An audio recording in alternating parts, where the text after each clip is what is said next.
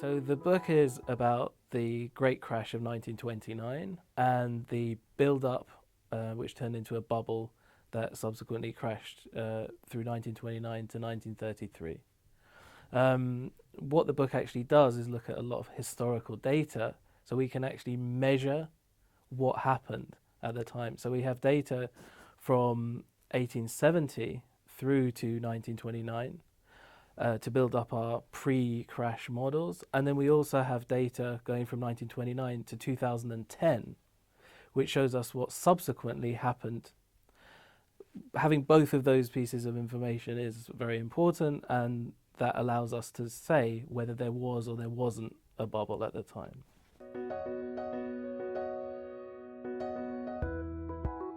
You always have to be very careful when talking about this subject, because it's commonly, or it's a common sort of folklore that they happen and that they can be seen.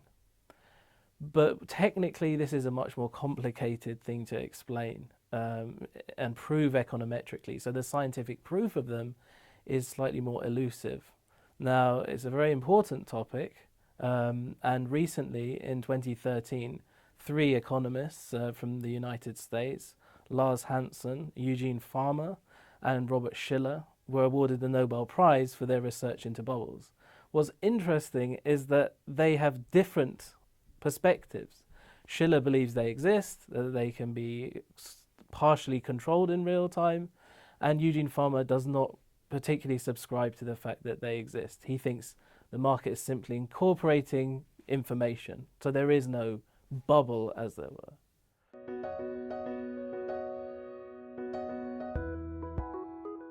I think one of the innovations that I did, because this is part of my PhD research that turned into a book, was to get to know how investors at the time actually looked at their own market.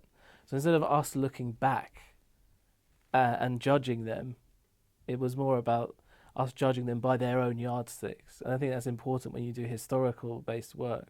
The main innovation that we do is to look at some models for high-tech companies in the 20s. We were very fortunate. We actually found evidence, there was new evidence in historical documents that show how investors looked at high-tech companies. So it's never been done before. And what we can see is, using their techniques, we can build up a model based on their own ideas and then test it against the reality that they faced. And what we find is that the market was highly overvalued.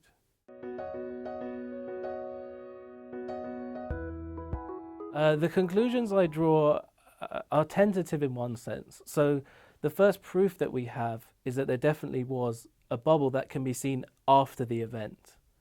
Okay, so that was something that has been disputed, but with the metrics that we use, we can see that there was an overvaluation relative to what you would expect. But that's only ex post. That doesn't prove in real time you could have seen it happening.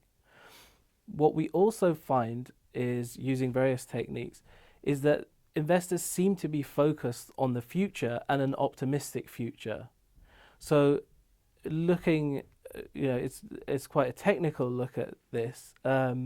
We find evidence that probably at the time there was some indication that things were going in a direction that wasn't sensible. So I can't say 100% that you could have seen it happening at the time, but there's evidence that would suggest that not only ex post, but at the time you would have been able to see what was happening.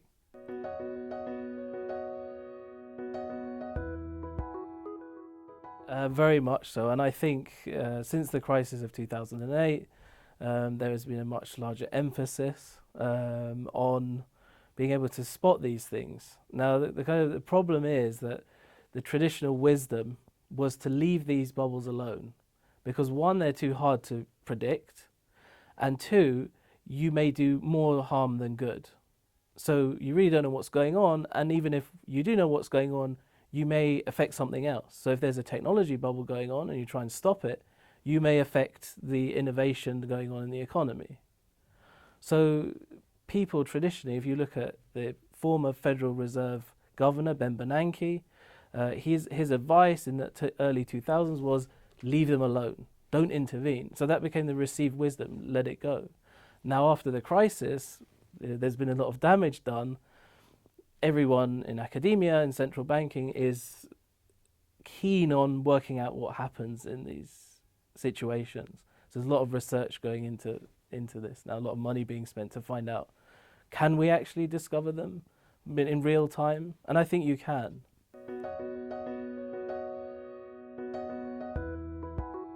There is a lot of research going on that leads on from the book. Specifically, I've started working with the Faculty of Brain Science at UCL, with behavioral finance experts there, and also people at Princeton in the United States, using emotional techniques where we work out people's emotional state and try and relate that to asset bubbles. So this is very interesting research. It's new research. Hopefully, it will bear fruit in the not too distant future. But we may actually now be able to detect bubbles where previously the orthodoxy was to say no, we can't see them till after they've occurred. So it's exciting. I think it will be important for the university and society at large when this research comes out.